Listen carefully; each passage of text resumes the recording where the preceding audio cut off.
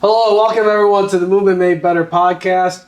Hanging out with Coach Ray and Neal. Let me propose this question to you guys because we've kind of bantered about this just a little bit. Do you think in the training world, are we overtraining sports-specific moves? And I mean not like from, I think people think overtraining from like a cardiovascular or like fatigue factor, right? I'm just talking about like repetitive moves consistently, the same things they do on the field. Are we overtraining those same exact movements? Is it necessary to do that much? Well, it's hard for me to tell because I'm not in any of these gyms. Mm-hmm. From what I see on social media, if that's how I judge it, if that's what people are going to do. Like I saw a kid the other day, and this dad, I guess, was trying to get him to throw harder or strengthen his arm. And this kid was holding a 5-pound kettlebell in one hand. He's probably like 7 or 8 years old. And then he was picking up it looked like a weighted, some kind of sledgehammer. And he was doing a throwing motion with a sledgehammer. Okay. I'm like, dude, this kid's 8. Like, he doesn't need to load, weight a throw. No. Like, he could go out there, play with his friends, throw stuff at each other, try to hit things in trees. I mean, there's so many different ways you can train a kid's arm without having to load it with weight with actual motion. Yeah. So if things are, and I don't know, that's pretty extreme case. Yeah. We talk about diversity in training, right? Yeah. Right? So if you've got a hockey player who's predominantly in hip flexion a lot, right? Yeah. And quad dominant. I mean, the glutes are definitely developed in most hockey players, but quads are huge, right? When we bring them off the ice and we're training them, do we continue to give them the same exact drills or exercises that are going to predominantly hit those target areas again?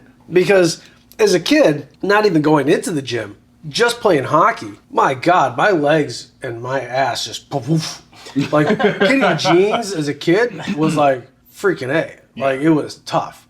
And I didn't lift any weights. Like I didn't even go to the gym. It was just me playing ice hockey. So then, but my parents were like, no, you're not going to play hockey year round. So I was at the time not happy, but looking back at it, very thankful that they forced me to play other games or other sports. So I think from a training standpoint is, should we maybe possibly look at, okay, here I'm training a hockey player. What is he or she not getting out on the ice? What are some other things that I could bring in training-wise that's maybe not sports-specific that'll still help them out and carry over? Right. So I think with that, it just depends on where that player or athlete is at that point in time, right? So like if they're playing a sport, and depending on what level they're at too, that's the other aspect. If they're a professional athlete, that's a very, very different thing. But if it's like a kid or a high schooler or even college, loading them up in the same movement patterns that they do when they're in practice or in the game, that doesn't seem like the best thing to do, because now you're just, it's like overtraining a particular movement. And then comes a question, do they actually need that in order to progress, or do they need to refine other skills in order to get better at it, right? Because it's like the kid that's throwing the baseball. That kid can throw harder or more efficiently if you get his technique right. So it's not necessarily always a strength thing. Sometimes it's specifically a technique thing. So training them outside of the movement capacities that they already do is really going to be where it's probably better. So definitely not training the stuff they do on the field. They already get a ton of stimulus from that. Like if for hockey players, like they have really developed quads, developed glutes, what good will it do focusing their training on getting their quads and glutes more developed? It does absolutely nothing for them.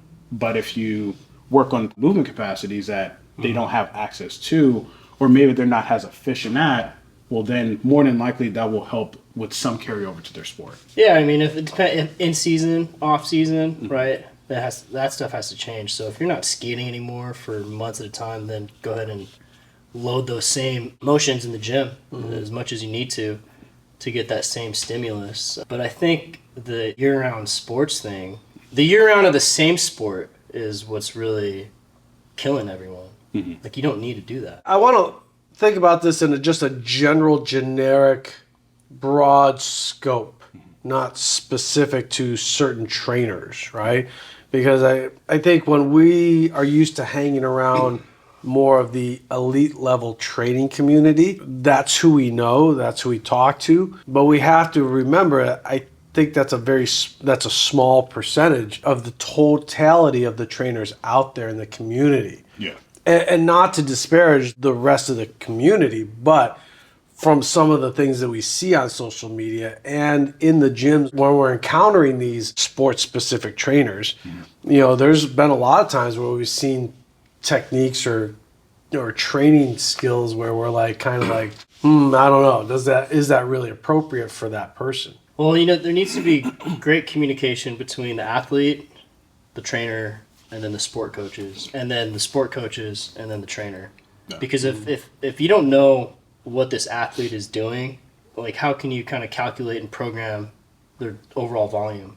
Because you don't want to do too much.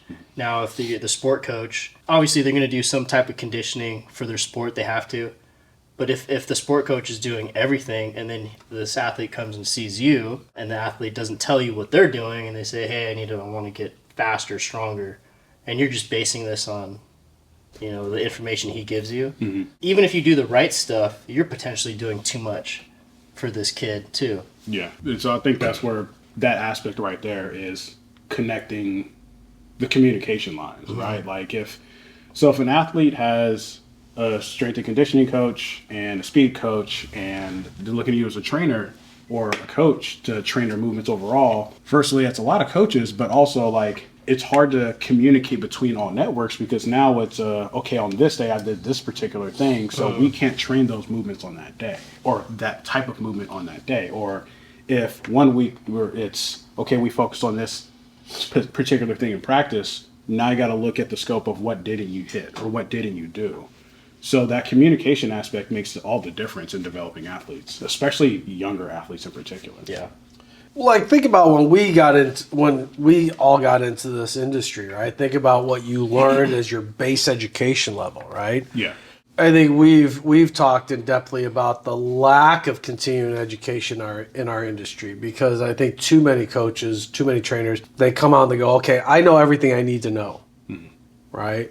And so we've worked with people that have gone years without ever doing any type of continuing education. So that lack of a broader scope or a broader vision, I think, is ultimately detrimental to especially if that trainer is working with an athlete, right? That lack of that broader scope and broader vision probably is going to be a little bit more detrimental to that athlete as a result of that, right? So for me, it's continuing to learn and develop and see what else is out there, because it's only going to give you a different perspective. And I think that's one of the biggest things that I think we all need to do is step back and take a look at different perspectives of the same picture. Yeah. The end goal is always the same, right? Get better, more efficient, get stronger, whatever the case may be. There's just so many different roads that you can take to get there. And so if you have a coach that is maybe almost to a degree kind of specialized in one thing, they're not going to see those other paths and go, okay, this makes sense as to why you're doing this. Instead, it's just like that this doesn't make any sense. You can only do it this way. Having that ability to go, okay, like that's not something that I would personally do, but I also don't have this person's perspective and education to understand why they're doing that. Yeah. So there's a little bit of the ego there, right? Oh, yeah. Lack of communication, like you had said just a little earlier. And so those are all little kind of roadblocks that pop up. I think the other thing too is when you're training an athlete, can you really be honest with yourself and say, okay, this kid, I really don't see very much potential, not like what the parents see. I think that's another aspect, right? Yeah. I think so many parents think that their kid is the next one. And the chances of your kid being the next one are uber slim. Yeah. Right? So if that's the case, as a coach, yes, you're getting paid to improve, to help see improvement in that kid, in that child's performance out on the field. But then in the back of your mind, should you also be maybe thinking, okay, I also need to take into account this kid's longevity. Absolutely. Well, and the other thing you want to look at too is, does the parent want the child to be in there more, or does the child want it? Like, where's the motivation Great coming point. from? Is it coming from the actual athlete or the parent? And if you see more fire from the parent than the kid, then it's like, okay, well, this kid doesn't really want to be here, which means they probably don't want to play at the next level. Yeah. And they don't want to go beyond that, because any athlete that wants to make it to the next level is super self-driven. Yeah. And they'll do whatever it takes to keep going higher and higher and higher. Yeah, great point. So so then you can see from there, you're like, okay, well, this kid really wants it, and so I'm going to do everything I can to help him. But if it's the parent just pushing and pushing and pushing, then it's like, okay, well, this kid's not in it. Then you need to have a serious talk with both of them. Yeah. But that's a tough bridge to cross right there. Yeah, that's a really tough bridge to cross. That's one that's a really touchy subject, right? Mhm. Like, how involved do you get, Yeah, maybe don't. right? Because you're the expert as far as, evaluating how the kid performs, right? Movement qualities, strength qualities, power, explosiveness. And then you're like, yeah, I just don't really see I don't see this kid even developing into a collegiate athlete, right? You're just being an honest evaluator. You're not hating. Has nothing to do with hate. You're just looking at objectively and going, I've worked with much more naturally gifted athletes in the same sport, and this kid just isn't there, right? They're not to that level. So then do you broach that subject with the parents? If the parents are all like, no, my kid's going to make it to college and get a scholarship and stuff. And you're like, Well, I think in a situation like that, maybe what you do is, obviously you give the kid the best possible training. Yeah. Get his movement quality up there as high as possible, get him as strong as they need to be, and then the results on the field will speak for themselves. Essentially, you kind of max out what you can give them without doing too much.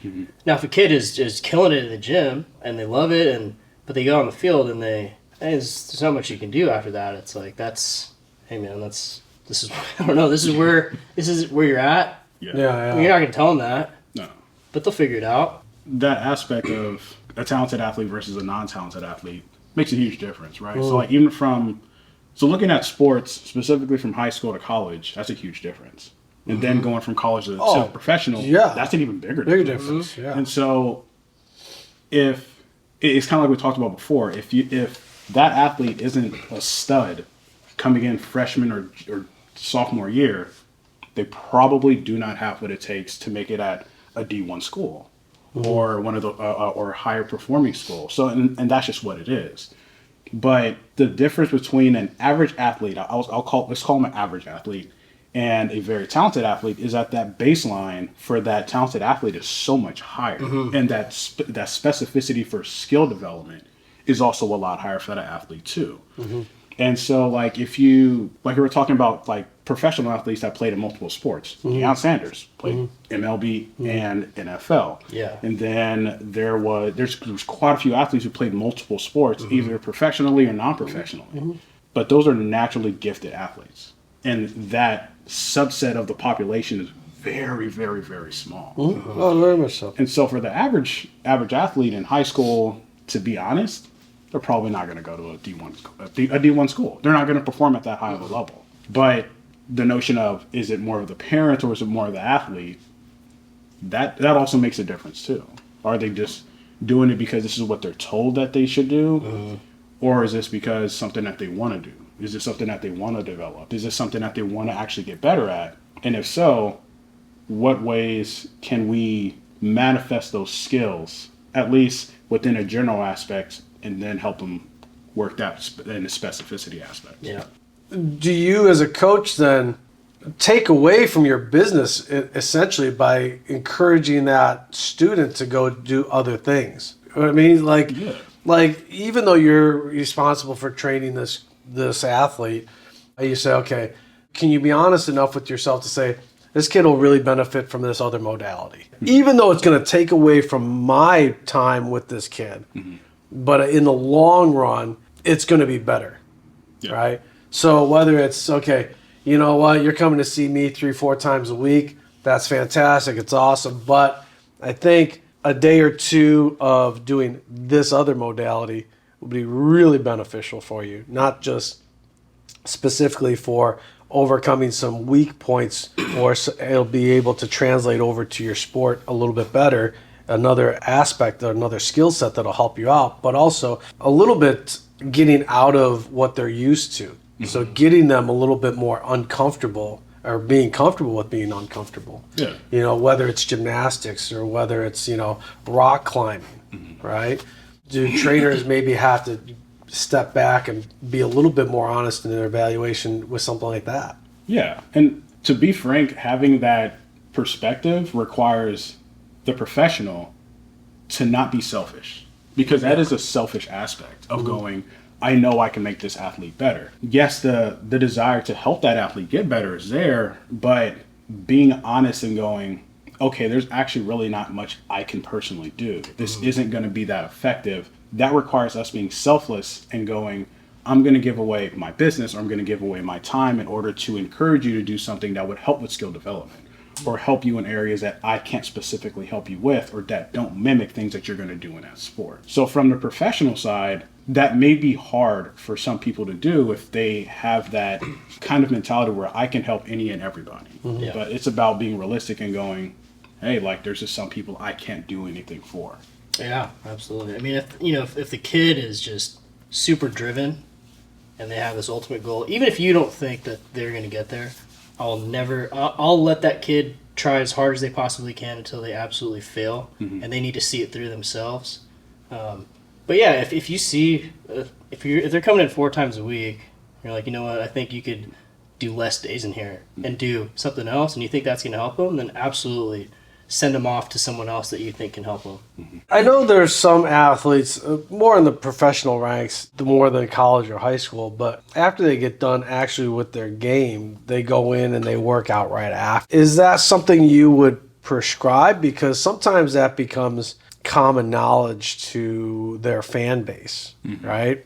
And so if that part of that fan base is some of these kids are coming up in that same sport, and so they mimic, right? It's oh, well, if so-and-so's working out for an hour after they've done playing their game, well, then I should do that, or should I do that? Is that something that you would I actually condone? am completely against that. As someone who played high school sports, right, football, basketball, and track, training after a game was just not a realistic thing. I didn't even have the energy for it. Let alone trying to muster up the courage to go and do something. So especially if you're a starting player, particularly a starting player in a sport, there's no way. There's just no way. I'm sorry, but each game takes 2 to 3 hours depending on what you're playing. So you're talking about basically running yourself into the ground for 2 to 3 hours and then going to work out afterwards. That's a problem. And these professional athletes who are doing that, these are people that are at a level that far exceed your own. And they have a plethora of different types of coaches that allows them to work within a certain confine or certain space of training. And no one knows exactly what the kind of specific training they're doing. Their training can be, okay, well, I just got done with the game. I'm going to go do some mobility work for about an hour. And I'm just going to they might be training that mobility, maybe a little bit on a more challenging side. They're not going in and trying to squat 500 pounds. That's not ideal. And so for these younger athletes, what they have to understand is they don't have the means, nor do they have the, in most cases, skill level or talent level to go, I can go and play a game and work out right after, especially if you're already training and you're practicing 5 days a week. That's a lot of time. If you're training 6 days a week, your recovery time is extremely narrow. And that is honestly, your recovery is that's where you grow. That's where you adapt. That's where you get better. So if you're not recovering adequately, it doesn't matter how hard you train. You're at some point, it's just going to hit that slow decline. Well, because it's kind of funny because, it's mostly like the couple athletes that I have in mind, they're renowned for their capacity to be able to do that, right? But for whatever reason, genetically, their bodies and mentally, they can handle it, right? They have that ability to handle those added stressors, which is a very unique skill. It's a really unique trait that's not very common at all. Because like you said, I think most people who are coming off a game and they are a starter, or they're seeing significant time out on the field, I find it really hard to be able to go, okay, now I'm going to go do 5x5 squats or what, I'm like, I'd be like, oh, hell no. Yeah. Yeah. Yeah. Like, I'm going to go eat and pass out. Right? Yeah. I'm going to shower, I'm going to grab some food, and then I'm going to sleep. Yeah. Or at least down, we're going to take a few hours to down regulate, right? But once that's done, like, boom, like I'm out. Yeah, because I could see if you're on the bench the whole game, like afterwards, go get your conditioning and Right. drink it, lift, whatever. Or if you are a starter, you have a bad game, and you play a sport that requires a lot of skill. Let's just say you're a basketball player. Yeah. Right? You have a horrible shooting game, so you go out on the court afterwards and you go shoot some free throws or some jump shots. But you're not sprinting at full capacity, Right? taking shots anymore. Now you're like just kind of fine tuning things that felt a little bit off. Yeah. Because you see a lot of this happens in golf, right? They have a bad day out there. They get out onto the range afterwards and they start just kind of refining what they're doing to get a feel of, hey, oh, okay, there it is. I'm going to take that to tomorrow. Yeah, because in that case, there are specific things that they're trying to focus on. Yeah. But they're not going and taking a bucket of balls and trying to hit 350 yards. No. There's subtle things in that round that they went, that just didn't feel right. Yeah, it was you couldn't- off. I was trying to hit a fade, but it just wasn't happening. Right. So I got to, whatever feel was working or didn't work on the course, I need to get that back. Yeah. Right? But those are little chip shots, right? That's just They going can be over. full Yeah, shots. they can, Yeah, but they're not like cranking. You're on not it. swinging 110%. Right? Yeah. You're not giving it all. Yeah. So some of these athletes are, that's what their workouts are right after the game is like and you're like, damn. So you're like, shit. That's like I said, that's a special skill set. But it's hard because fans look at this, they see it, they go, well, that's what I have to do. Yeah. So it's kind of like, no, once again, you're overtraining movements that you just got done doing out on the ice or out on the tennis court or basketball court or wherever you're doing, right? So we look at, if we know that there are repetitive motion injuries, Yeah. then are enough trainers taking that into account when they're programming their workouts for a specific sport athlete? Or are they looking at, okay, how many repetitions did you do? What was your volume? What was, and there's a lot of data available that, especially at the high level, if you opened up lines of communication, you'd have access to. Yeah. And then I think that would help you be able to program a little bit better and say, okay, you got a ton of this, so we're good there. Like, you don't need to be doing that specific movement because you just got a ton of it last night or the day before. Let's work on some other aspects, Yeah. right? Well, I have a client that came in today, right? He's getting ready for an adventure race. So, consider him an athlete, right? Weekend athlete. He likes to do these different races. And before he came in, he's like, oh man, I got up early this morning. I went for a 2-hour bike. Typically never does that before a training session. Okay. I'm like, all right, well, we need to pivot. We're not training your legs, but There you we go. are going to train your legs, but it's going to be more in like hip mobility. We're going to work on lengthening, strengthening some different areas, and then we'll just stick to more upper body kind of core focus. Because it would just be irresponsible for me to. He just went on a 2-hour hilly bike ride, and if we were gonna do, I was gonna have him do some isometric lunge holds today. Yeah, oh. It's like his legs are toast. Yeah. He's not really gonna get that much out of it. So it's like, okay, let's do some stuff out of the half kneeling, where your legs are stimulated a little bit, but we're getting some length on that front side. Right, yeah. We can do some different things out of here.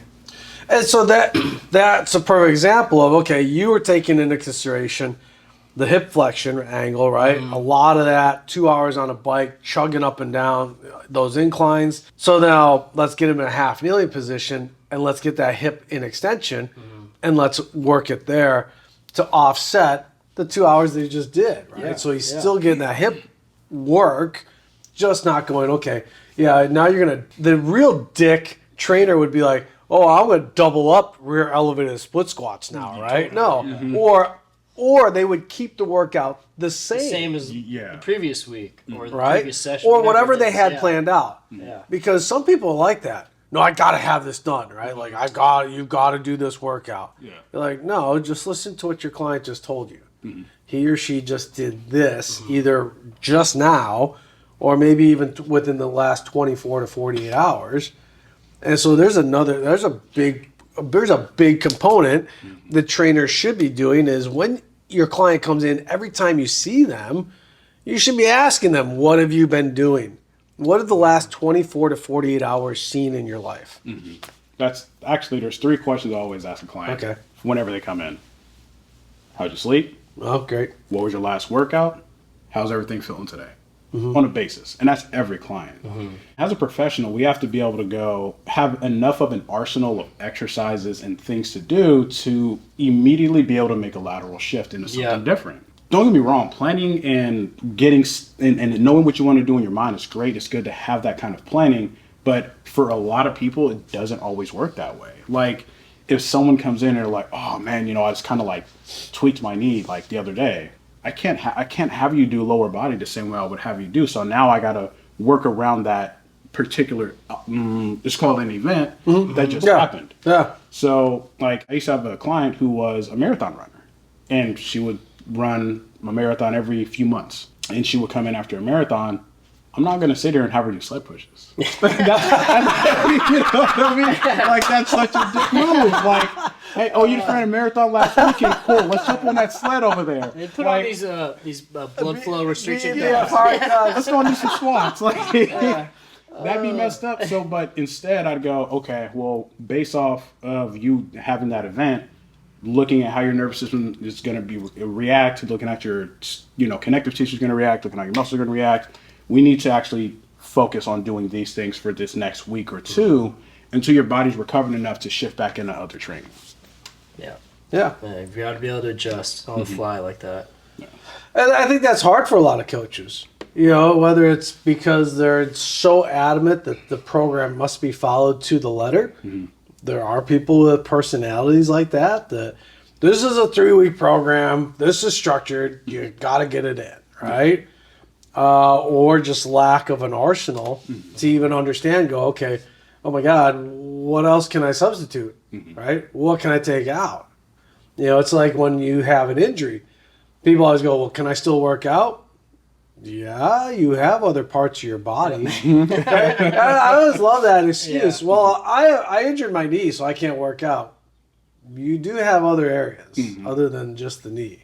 Right? Plus, you're helping promote flow there too. Right? Yeah. So we need to get the body still working to get fluid pumping up and down through the system to really help accelerate that healing process of that knee injury. Not only that, but with the expertise that you have, can you, not saying you're a physical therapist or anything, but can you logically think of, after evaluating, after asking questions and getting feedback from the client, doing evaluations, say, okay, I think here's some things that can really help accelerate that recovery process of that knee injury, right? Or things that maybe you haven't thought about. Okay, let's work on foot strengthening right there. Your right knee is bum. Okay, let's work on that right foot strength. Maybe that's a key missing element of why that knee is injured, right? Because that right foot just isn't working as efficiently as it should. So guess what? That's what we're going to attack, right? We're going to attack that right foot, and we're going to attack the right hip and get that moving pretty well, right? So let's hit those areas. And those are things that we should be able to hit on the flow and adapt to. I think if you've been training someone for a while, right when they walk in the door, you can already tell, like from their gait, by the way they walk in, just how they're moving. You can see their energy. You can kind of feel it. Yeah. Already, if they're gonna be, hey, we're gonna really down regulate today, or hey, you know what, you look good today. Let's kind of ramp up the intensity. Yeah, that is very true. Yeah, and also fighting with clients. You're gonna fight with clients on that too sometimes, because there's some people who just want to push it all the time, right? Oh yeah, no, A-type personality. Yeah. Oh yeah. Heavier. I want to do more. I want to do this. It's like, let's not do that. Let's take a step back. Let's let's keep the intensity at a 6 instead of at an 8 today. And let's just be a little bit more intelligent and strategic about the training. Yeah, it's as clients are really surprised sometimes. You'll surprise the shit out of a client when they come in and they've described to you that the last 24 to 48 hours has just been not just a physical, maybe not a physical, but just an emotional hell, right? They've just been just whoosh. And you just go, okay, walk out the front door, go home, grab a glass of wine, sit your ass on the couch, make sure everybody's out of the house, and just veg. You know what? We're gonna take the session. Don't worry about it. We'll roll it over. No big deal. But that's what I think you need, is to get yourself decompressed. Get yourself away from all the shit that you've been freaking out about for the last 24, 48 hours. Oh, yeah. And so when you say that to a client, especially the first time you do that with a client that hasn't happened before, it's a very surprising thing for them, because they're like, oh, for a lot of them, it's a totally different approach than what, especially if they've worked with other trainers. Yeah. Well, because movement is obviously good in that situation, but they may not need to be around someone. They may just need to be by themselves and go walk, go on a hike, whatever, something easy. Yeah. But they need to be by themselves so they can just kind of process everything. And they don't necessarily need you there, because it might make them uncomfortable and they don't want to talk about it. Right. And it makes you uncomfortable because you're like, okay, well, I get it. Yeah. I mean, I've sent plenty of clients home before. Like, hey, if you're stressed out, I don't really think it's a good idea for you to add extra stressors. As good as exercise actually is, it is technically a stressor. Oh, So, yeah. For some people, almost like, hey, it's a nice day out. You wanna go on a walk? Let's go walk. Let's hang out. Let's chat for a little bit. And then they end up feeling like, damn, I really needed that today. It's like it's not always about beating them into the floor, because there's certain trainers who like doing that, and that's fine. But not every client needs that. We need to be able to assess, what does this person need on this particular day or at this particular moment in time. Yeah, because emotional bounding, so to speak, is something that can really restrict overall performance of what you're seeing out of a person. And mentally, they're not there. And when you're working out, you're training, you need that person to be there. You need the person to be present and mindful of what he or she is doing.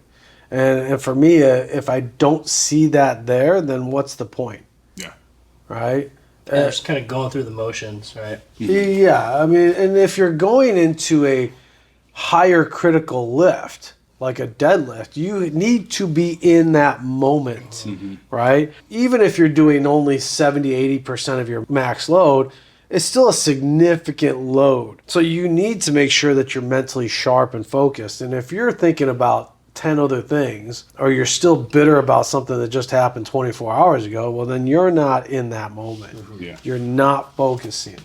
And so, the risk of injury increases because you're mentally not locked in. It's that whole talk to me, Goose. It's that whole thing of you've got to be in there, right? You've got to be part of that moment, right? Yeah. You can't be thinking about other shit, because you may end up going, oh, crap, there goes my back. Because you were thinking about the thing, that shitty meeting that you had at work just 6 hours earlier that's still freaking sitting in your head, instead of thinking, okay, do I have preload tension? Do I have my feet engaged? Do I have everything, Instead, you're just still thinking about that business meeting. Yeah. Right? So you have to be physically engaged in that moment and mentally locked in. Big time. I'll tell you, this cake is good, bro. You need to get some of this, dude. I will. What kind is this again? It's too distracting. That's a lemon butter cake. Did you make this shit? No, my client made it. Your client made this? Yeah. Dude, it's good, bro. Oh, yeah. She makes some bomb It's nice. It's puckery, too. It's got that little bit of just... little. Ding, yeah, that first bite, I almost said something right away, because I was like, oh, shit. Nice. So, speaking of, we got the whole hype of Top Gun this past weekend, right? No, we're not.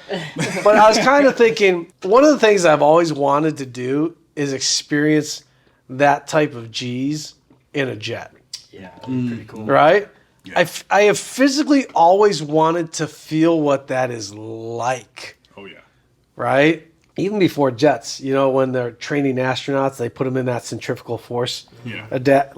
Even seeing that as a kid, I was like, whoa. Like, it is weird. I don't know if it's weird or shit, but in my mind, I went, I need to try that. Yeah. Like I want to see what I can physically take. Yeah. And how does that pressure feel? Because in the movie, they're describing what G's feel like, right? Mm-hmm. What does a G feel like, and what does 6, 7 G's feel like? Is there something that you've always wanted to do that other people would go, "You're crazy"? That's one of them. Is to it? be honest, That's definitely one of them. Because like there's things we see, and it's kind of like, damn, that looks cool. But then there's like those very few things where it's like, I want to try that. Yeah, that's what I want. I want to see what that feels like. That's probably one of those main things that comes to mind. Well, it's such a rare opportunity to have too, right? You can't, even if you knew a fighter pilot, you can't just call him and go, "Hey, man, this Sunday, do you think we could just get up and just go for like 10 minutes or something?" Yeah. You're like, no. I mean, there's all kinds of. There's probably a huge process that you have to go. Well, through. plus it's costs. Mm-hmm. The cost is not. It's not cheap. It's not like you're going, okay, I'll pay $100. You just take me up. There's thousands of dollars involved, right? Because you're paying for a lot of fuel. Mm-hmm. But think about it, that jet's using up a ton of fuel in just a short amount of time. Yeah. Right. So you got to pay for that, especially at the gas And prices. I wonder too, like the first time you go up, I mean, they have to take it easy on you because your body's not accustomed to what they're doing on a regular basis. Mm-hmm. That's if they're being nice, though. That's true. Right? Because I mean, you might get that buddy that's all like, "Oh, I'm gonna," because we really want you to get. Because I mean, you see people passing out, right? I mean, that's the first thing, the blood, and then you boom, and then they come back too, like, "Oh shit." Yeah. Right, but yeah, I think it'd be interesting to feel just from the takeoff, boom. Mm-hmm. Like we just don't get that in a regular airplane, right? No. Even when you're taking off from the runway, you get a little bit of it, but it's just a little fun tickle. Like, okay, all right, cool. But to think about that being amplified and how your body can actually deal with that compression, I think is incredible, right? Well, for just riding around a NASCAR track, right, the G's are pretty intense when you're doing that. Yeah. Now amplify that in a jet. Right? And I heard Shaq talking about doing some NASCAR driving. Oh, did he? And how ridiculously sore he was afterwards. Yes. I bet. So that debate has been going on for a long time. Are race car drivers athletes? I think to somebody who doesn't know what it takes to actually be in a car and what it's like physically going through that, they're going to say no. But if somebody actually like knows and has a little more of an understanding of what the sport is actually involved in the sport, they probably have a different answer. Plus the type of focus and the risk. Yeah. And these decisions you need to make at a split second is just like any high-level sport. Yeah. But the consequences are much more severe. Yes, right? Mm-hmm. And that's the thing. The consequences are way more severe, right?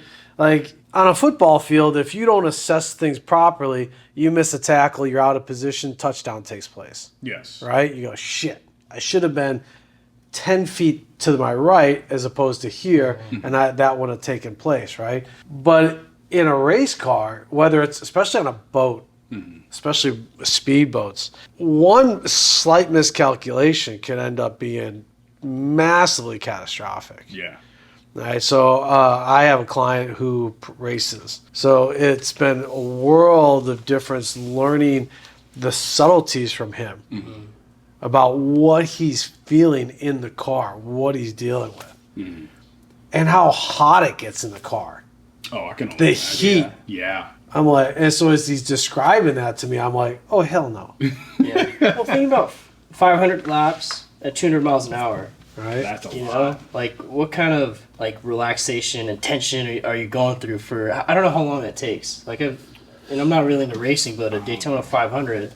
Like how long does that? Well, you're talking what, almost 3 hours, or about approximately 3 hours. Yeah, 3 hours. Yeah. In the same circle. Yeah. That's not like 3 hours driving to Lake Tahoe. Well, not only that, right. but now think about like events like the 24 Hours of Le Mans, where you have two drivers switching off 24 hours. I mean, that's crazy, right? That's a lot of mental. Like you got to be on the whole time. Like actually, even the mental side is actually a little bit more taxing than the physical aspect. Sure. Because if you lose, once you're tired or once you lose focus, you lost focus. That is it. You can't push it any further than that. So that aspect of like racing for 3 hours, doing this, dude. Like I don't think I could last for 10 minutes. Well, what's crazy is so Rob a few months back got into a high flip. Like his car was up on. Well, that was yeah. And so I saw the footage and I was like, oh shit. So it's interesting training a race car driver, because that's a person that every time he comes in, I gotta be like, oh, so how was this weekend? What happened? Did this take blah blah blah blah blah? Because now, oh shit, there's times he'll come in and be like, my neck is just killing me, or my back, or my this and that. So it's interesting looking at a race car driver. It's so VOR training, right? So getting that vestibular ocular training in, but then it's grip work. Yeah. It's building up stamina with grip work. It's just getting him mobile through the hips and mobile through the spine because he's not moving it in the car. So for me, it's a lot of offsetting, very little of the movement that he's not getting in the car because he's just locked into a seat for so long. Yeah. Right? So it's getting him ready to say, okay, when he gets out of the car, not going, oh, my back's killing me from sitting in that car, or over the years, because that was one of the reasons why he came to see me, was because of the chronic back issues. Yeah. So it's okay, now your program here is to make sure we give you movements that are going to offset that so that you don't have that low back pain. Let's get some more movement through the spine and the hips because you're just obviously not getting it when you're racing. And yeah, he loves the grip work. Well, so I think the biggest point then, when we're training all these athletes, is some of the sports they do are going to take away from their just basic human capacities. Yes. So what we need to do is, number one, is make sure that they can retain basic daily capacities. Yeah. First. Absolutely. This is number one. And then from there, it's like, okay, let's go ahead and we'll see how we can help you recover better, and also see how we can make you faster, jump higher, blah, blah, blah, all the performance side of things. But if they don't have their basic human capacities, they're not going to perform well anyways. Yeah. And they're going to be injured. Great point. Yeah. Yeah, because somebody like a basketball player who's, got all these long levers, right? Let's say you get somebody 6'10", 6'11". They're jumping all day long, right? Practice, game. They're boxing out, so they're getting a ton of leg work from boxing out, getting position, a lot of jumping, a lot of overhead shoulder position, right, for the shots. Then, okay, maybe thinking about the lines of just basic human function, maybe an exercise for that person is just going from a standing all the way to the floor and back up position. Maybe holding load. Okay, here's a 40-pound ball. I want you to get up and down off the floor 10 times. Yeah. Holding that load and alternating the hand position. People are like, well, what's that going to do for a basketball player? But like you just said, keeping basic human function, which is what they really they need in the first place. Well, and the amount of times a basketball player falls in a game is well, depending on what position you are, it's quite a bit. Right, going for loose balls, getting fouled, going to the hoop.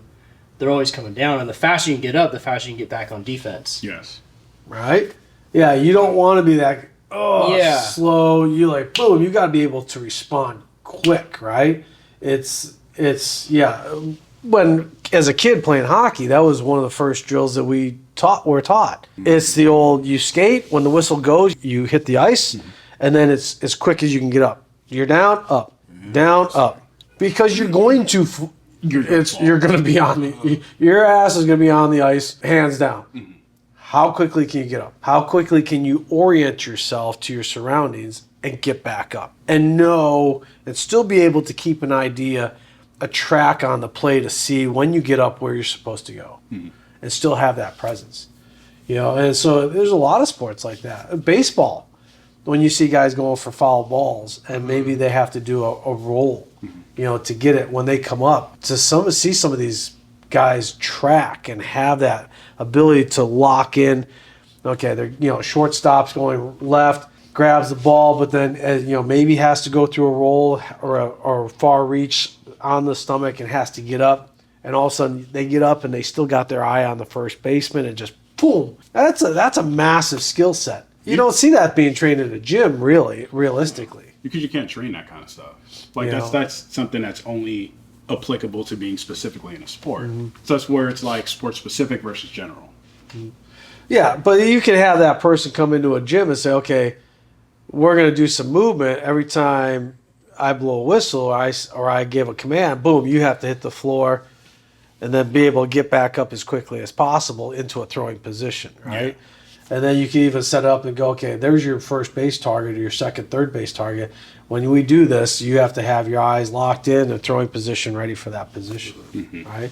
So it's, once again, squatting, lunging doesn't really give that person that, it gives them a base to be able to do those skills. But getting just up and down off the ground with ease is really the basis of that movement. Yeah, ease and speed from different positions. That's far more valuable than chasing more and more and more weight after you hit a certain baseline. Yeah. Yeah, and that's the thing. It's just hitting a certain baseline, right? Is being strong enough. Yeah. And being fast enough, right? A little more speed is always good if you can tap into it, and being able to tap into more strength when it's needed. Yeah. I think that's the appropriate part there too. When it's needed, because you don't always need it. No. But you need to be able to turn it on at the right moment and at that split second decision. Yeah. Like when I was in football, well, at least when I was playing football in high school, it's kind of that same thing of knowing how much, when, and where to apply that strength when you're doing certain things. Like I played linebacker, so personally, I was hitting somebody every play. Yeah, like, hell yeah. First person I hit is a tight end, or I'm hitting the lineman. It's one of the two, but it doesn't matter. But I need to know what angle and how hard to hit them in order to knock them off balance. Or I need to figure out, okay, if they're on this foot, I need to shift them this way to get them out of my way. That application of knowing, first of all, where you're at, where the other athletes are at, and where you need to be, all makes a difference. And so that's where that certain type of training modalities kind of come in. Yeah. Because if you commit too much in one direction, then you're out of position. Done. Yeah. And if you're like a half a yard off, that can literally be that half a yard can cost a touchdown. Yeah. Like that. Yeah. And so, like my coach always used to say, if you're gonna fuck up at 110%. You better make sure that if you mess up, make it worth the while. Always make it worth the while. But even at that position, so if you got blocked and taken to the ground, you still needed to have that ability to get up off the ground as quickly as you can, even with somebody on you, either on you or not, but then also be able to figure out, okay, where's the ball carrier? Yes. Not just get up. But you need to know exactly where the players are at. Right? You still have to be able to continue to play even when you're on the ground. Yes. Because instead of just giving up and going, fuck it, I got blocked, maybe you get to that ball carrier 5-10 yards down the field. That person may not be expecting you to have recovered that quickly. Yes. Surprise the shit out of them from behind and knock the ball loose, right? Oh, yeah. Right? So those are things that I think, well, we know coaches are looking for that tenacity, right? But it's a skill set first. Yeah. And then it's a mental thing afterwards, right? You got to have that. You're looking for that player that has the skill sets, but then also has that tenacity and that fortitude to go off. I'm never out of a play. Yeah. Right? That motor that just continues to keep going and going. Yeah. That's something you can't train either. That's just you kind of got it, right? Like you got players who are always in it, don't stop till the whistle blow. And then you have players who are just, I'm too far behind. Because there was a lot of players that were like, very much right? so. Oh, very much so. Very much so. I'm out of play. Yeah. I don't see him in my vision anymore. It's now like you need to track wherever you're at. And actually, a player being able to have that field awareness or situational awareness, that's what makes a difference of where that player is put. Yeah, I get that in beer league, and I know it's beer league, but it still bothers the shit out of me. It does. It bothers the shit out of me when when there's a turnover, the other team's coming out of the zone, and I look and I see a teammate, and they're just, And you're like, dude, this isn't the Ice Capades, bro. I know it's not the NHL. I know it's not minor league hockey, but it is beer league. It is competitive still. Yeah. At least put some effort into it, like just a little. Is it just pure laziness then? The guy, or I don't know. Yeah, I think because it's tough to say. It's tough to say It really is. Is it because of lack of conditioning? I mean, I'll be honest with you. I mean, out of all the, when I walk into a locker room and I got 13 teammates, how many of them are working out on a regular basis? Yeah. Right? I mean, this is probably their workout. And you guys Right? aren't practicing. You guys No, are we playing don't practice. games, so We there's just no, show up and play games, right? So there's not that time to get together and work on team chemistry. Like, you have to build that team chemistry over the years, right? Yeah. And it does take a long time. You play with the same guys all the time, or guys and girls. And so you get to know what their traits are and where they tend to be out on the ice and what their personality is like, right? So, yeah, you do start to learn your teammates of how they will approach certain situations. So, yeah, some of it sometimes is just lack of physical conditioning.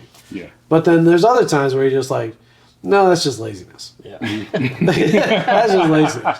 And so then you're like, okay, I get it. It's beer league. Like, you're not playing for the Stanley Cup. But at the same time, you're like, come on, bro. Just a little bit more effort, man. Put some money Just a on little bit more juice. Come on, just a little bit more. Give me a little bit, right? So, it's like, for me, it's all you can do is like kind of set the example and just try to bust your ass as possible. But, some people are that's just the way they're wired, right? So they're going to be like, no, I'm good. There needs to be bets on everything. Oh, man. That'll change things. If that was the case, yeah. Yeah, no, you can't do it in beer league. You can't do that shit in beer league, though. No, because then people will be like, you bet on what? Okay. It is funny to see how all the pro sports leagues have now finally actually embraced betting. Yeah. Gambling, that's pretty crazy. Yeah. 30, 40 years ago, they're like, oh, that doesn't exist. You're like, okay, sure. But now it's funny now every game, DraftKings, like all these gambling sites. So it's just become a big part of it. But yeah, maybe, who knows? We'll see. Well, yesterday we were playing. We were teaching Nova how to play Trouble. Remember that board game? Oh, yeah. So and Nova lost, and she's lost. She's crying. She lost her shit. She lost her shit. It means so much to them right at that Yeah, point. yeah. So Yeah. I was like, telling lately, I'm like, what if every time we played a board game, we played for money? Hey. Like poker, right? I mean, Well, okay, so when I was learning how to play poker, like growing up, what would it be like? well, when I was growing up learning how to play poker, and same with billiards, I was always taught the easiest motivator for wanting to get better is you keep losing money. Yeah, Hands totally. down. When you keep losing money, you are motivated to improve. Yes. Period. So whether that's at the poker table, whether that's talking to people, veterans have played for years, reading books, whatever it is you want to do, you need to learn and develop. Remember your mistakes. Don't repeat those again. Which is hard in poker because one mistake one time may not be a mistake the next time. Right. It's just the right call. Yeah. Right? But in billiards, that's a little different because in billiards, they have more control. But yeah, you tend to realize, okay, if I want to stop losing money or I want to if I want to get into tournaments and not get eliminated before I get into the money, I have to get better. I have to put my practice in. Because you need to feel that pressure. Yeah. Oh, yeah. So whether it's money or something really meaningful that you don't want to lose, And then you get the yips. Yeah, you can. Yeah. It's funny, you may not get the yips when nothing's on the line. And all of a sudden you put something on the line and all of a sudden the yips pop up and you're like, fuck. So it's crazy how you handle it. Like there's no pressure, there's nothing. You're like, fuck it, I make these shots all day long. Yeah. And then all of a sudden you're like, okay, well, holy shit, now money's on the line. Now you look at that same shot, and all of a sudden your hand starts to twitch just a little bit, right? You in the back of your head, you're thinking about that cash or that prize just a little bit more. If I make this, I get it. If I don't, fuck, the other person might get it. Yeah. Right? Yeah. Well, and then part of being a good athlete or becoming a better athlete is understanding how to control your nerves. Yeah. And understanding how to use them to your advantage, which only comes from experience and having those feelings. Because you get out there at first time in a big situation, you're like, oh man, like your hands Start to. you maybe like for some people they sweat more, whatever it is. There's some kind of bodily response. Yeah, that and then adrenal it's like, response. okay, what do I need to do to get myself back into a certain state? Yeah. Well, we get that adrenal response when we're climbing. Yeah. Yeah. Yeah. Mhm. You do. If there's a big move coming up, all of a sudden, you feel that rush. Yeah.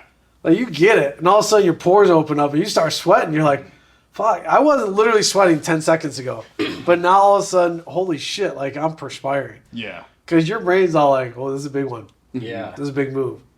You're either gonna nail this, or you're about to fall 8 to 10 feet on that mat, right?" Yeah. And it's just, but it's See, in climbing, it's so different though, because it's like, all right, I'm either gonna fall or I'm gonna hold on. So Yeah. you just, you just give everything you have and you latch on. But when it comes to like a fine motor skill, like a free throw or putting, yeah, or hitting a billiard shot, yeah, now everything's moving is slow, but your brain's going fast. yeah. And now it's like, okay, how do I slow everything down so that I'm not shaking when I hit this cue ball? Yeah. Right? Yeah. Yeah, which is totally different animal. That is. Yeah. Like having that, it's interesting. Like having that like kind of experience for the very first time with something because it's new for everything, right? If you play something new, that you got you're a little uneasy, you got a little bit of nervousness, and the second guessing. You have to get beyond the second guessing. Yeah. You got to kind of sometimes trust yourself a little bit. And the more you play something, the more experience you get, the more you kind of trust yourself. But it's that like, all right, like I can do this. I got this. I just need to stick to this. Like I got to trust that instinct. Yeah. Because when it comes to new weights and powerlifting, you probably get some of those same feelings. Yeah. Oh yeah. First time like you hit a previous personal best and then like you're like, all right, this is 5 pounds over. And 5 pounds for the average thing for a lot of people, they're like, oh, this ain't shit. It's 5 pounds, whatever. But 5 pounds beyond the max is the same thing as adding like 500 pounds or something. It's terrifying. The first time I ever benched 475, and this is actually the only time I've ever benched 470, I was scared shitless. I'm not gonna lie. I was terrified because I'm like, okay, this is more than I've ever done before. I will literally get crushed to pieces if I do not hit this lift. And even like just unracking it, I'm just like shaking like crazy, and I'm like, I'm nervous.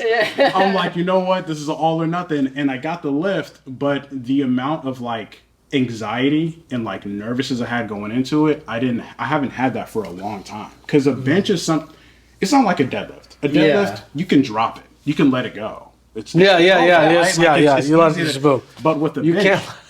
you're committed. You're committed. And you have to have multiple spotters. So like that first time, like I remember that it was so nerve wracking. I was just like, dude, I don't think I ever want to do this again.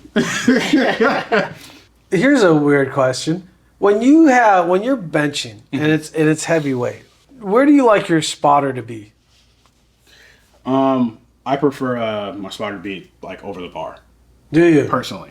And here the reason why, and this is personal preference. Side spotters, I feel like. And this could just be me. I don't like when people touch the bar unless I fail. Like, do not touch. Yes. Don't touch me. Don't touch the bar. Don't touch shit unless I actually you start to see that. That's when you jump in. But what I've noticed is with side spotters is when I kind of hit that little bit of struggle and I'm like slowly moving, somebody will touch the bar and it pisses me off. And I'm just like, don't do that. Yeah, because you can feel that 4 or 5 pound weight shift. Yes. And like you said, to the average person, they're like, how can you feel? You can. Yeah, you can feel that. Mm-hmm. It's kind of weird not benching heavy anymore, but when I did, I can't have my spotter in my eyesight. I cannot have my spotter there. Okay. My spotter has to be, I want my spotter about 2 to 3 feet behind me. Yeah. Same rule. I'll unrack it. Mm-hmm. I never had to have help unracking it, even when I PR'd. Mm-hmm.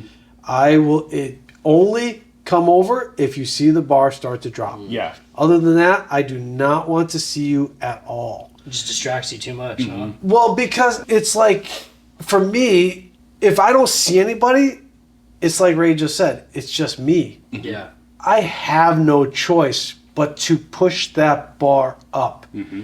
And when I see that person there, it just automatically goes, okay, well, there's somebody there. Yeah. And so I could always feel like a letdown, so to speak. Yeah. It's almost like you don't get that same adrenaline rush, that same you don't get it to that same height. Yeah. So like actually it's funny because when I spot people for a bench, I'll help them on a rack and then I take a step back. Yeah. And then I'll watch them and I'll wait. And if I see them start to, then I'll jump in. Yeah. But otherwise, people don't really know that I'm there. And even when I'm benching, it's funny because actually what I'll do is my eyes are on the bar. My eyes are just locked in on the bar. Yeah. I don't look straight up. I don't look any other way. My eyes is literally on the bar because I want to see, like, I want to make sure that I'm in the right position. Yep. So I'm actually like tightening up. But yeah, having somebody in your eyesight, this is like deadlifting. I don't like seeing people in my eyesight. Yeah. No, don't. It's a weird. Like when somebody's deadlifting, I try not to walk in front of them. I wait. Yeah. Let me hang out here. Yeah. It's weird because my buddy Corey, he was the guy I used to train with when we were doing super heavy weights. Corey was always like, no, just be right above me. Like, just be right there. So he was different. Like, he needed me there in the vision, so that way if he started to come down, boom. But yeah, for him, I was always like, nope, I want you out of my eyesight. Don't want anybody there. Yeah. So, all right. Well, so I always thought that was a little odd. I didn't know if that was like, I think that's, like I said, it's more motivation for me more than anything. Just a preference thing. Because if you're by yourself, the stakes are a little different. Yeah. The stakes are a little different. Because I grew up benching with just by myself. I was in my garage, right? I was in my basement. So that's where, so if, as a high school kid, if you were doing, 2 1/4, if the shit went wrong, like, you better have it. Yeah. You better have it. So that was motivation. That was drive. Like, you were driven to succeed. Yeah. Right? It's like Kelly Starrett talks about what's the proper motivation, right? You give somebody parameters to accomplish something, and they may or may not do it, but all of a sudden you give them something else as a driving factor, and that same task gets completed. Yeah. Right? Because now your motivation has changed. Yeah. Right? Yeah, it's like, and the consequences they have changed. Yes. And that's the thing. The consequences have changed. And so now you're going, okay, now I have to get this done. Did you ever lead climb? Did you lead climb yet? No, I haven't lead climbed, no. Okay, yeah, that's the big difference between top roping and lead climbing. Is exactly that, right? Difference. Yeah, it's that same thing. Like, you've got this support from the top. You know what? No, you fall, no big deal. Lead climbing, you're going to take a good, however high you are above that clip, the next clip, or whatever you're clipped into, you fall double the height. What did I just see? I saw a 75-foot drop. Yeah. I forget who it was. I just saw it on, I don't know how old it was, but yeah, 75-foot drop. Yeah. I was like, oh, good Lord. That's taller than any of the runs at Planet Granite. Oh, yeah. Or Movement now, whatever it is. So called. the first few times you do it, I would say for me it was months before I could get close to leading what I could top rope. Because your anxiety level is much higher. Yeah. Because you don't want to take a fall. And then you're positioning different. It takes extra 2, 3, 4 seconds maybe to clip. Yeah. So now instead of just kind of moving, this constant flow, you've got to pause every, 12 feet, 15 feet and clip. And, but the fear of falling, even though you're relatively safe. Yeah. Right? That extra little fear of falling, man. There's so much more motivation to hold on. Yeah. But then you get tired faster. Because maybe you're gripping a little bit. You're gripping harder than normal. There's such a skill in calming your mind to be able to go, to get to that same level where it's like, hey, it's the same as a rope above me or below me. It doesn't matter. Yeah. Because even as you fall, you then have to still have the wherewithal to know where you are. Mm-hmm. Because you're going to be swinging into something. Swinging into the wall. And the last thing you want to do is swing into the wall and boom, right? Yeah. So as you're dropping, you got to be like, oh shit, I'm dropping, but now where's the wall in relation to me, right? And do I need to put my legs out to make sure that my head's not bashing the wall? Yeah. I can actually block and kind of push off with my legs. You're not trying to grab anything on the way down. Oh, right, because that is kind of instinctive. Yeah. Right? If you're falling, you want to grab and reach, but when you're lead climbing, you can't be doing that. No. Well, that'd be a tough. Oh, no. Yeah, don't do it. Right? This is like one of those things, right? You gotta have the practice and the experience with it. Like you said, it took you some time. Yeah. Right? To kind of better at it and understand like what is it that I actually need to do if this kind of situation plays out. Yeah. Yeah, it's like when you're watching Alex Honnold climb soloing and he's whistling. Mentally, he's just in that zone. To the point where he's comfortable enough where he's just whistling as he climbs along, right? That's when you know you're like, okay, that person's in that zone. Yeah. They're good. They're mentally, they're just locked in. Because they're not sweating up, they're not mumbling on, okay, blah, blah, blah. They're just all humming, whistling, they're just doing their thing. Yeah. He's just, that guy's different, man. Yeah, it's his mental ability, right? It's that ability to take himself to a place that a lot of other people have maybe not even ever will have the ability to access. Right? I mean, that's where we saw Tiger Woods' game change. Oh, man. Was for the mental. It wasn't, I mean, a little bit of the physical. He started getting beat up physically a little bit, but it was much more the mental aspect. Greg Norman can tell you all about that, right? Yeah. It's not like Greg Norman was a terrible golfer, but he'll ask Greg Norman about those mental blocks, right? And that's a big difference. So that's what separated Greg, prevented him from. Yeah, I think all the greats, man, all the greatest of all times, they just have a different level of mental focus and that ability to like hone in on the moment. Yeah, very true. Well, thank you for joining us, and until next episode, be good to each other. Listening to our podcast, be sure to hit that subscribe button, and whatever platform you're on, either Apple, iTunes, or Spotify, please, if you could leave a review, we'd appreciate that. If you have any questions that we can answer for you, be sure to leave those in the comments also. If you're looking for more information on our education, our products, please go to www.stickmobility.com. And also hit that subscribe button to that YouTube channel, and don't forget our live Instagram classes 3 times a week. If you want to join in, grab your sticks and hit that 45-minute class.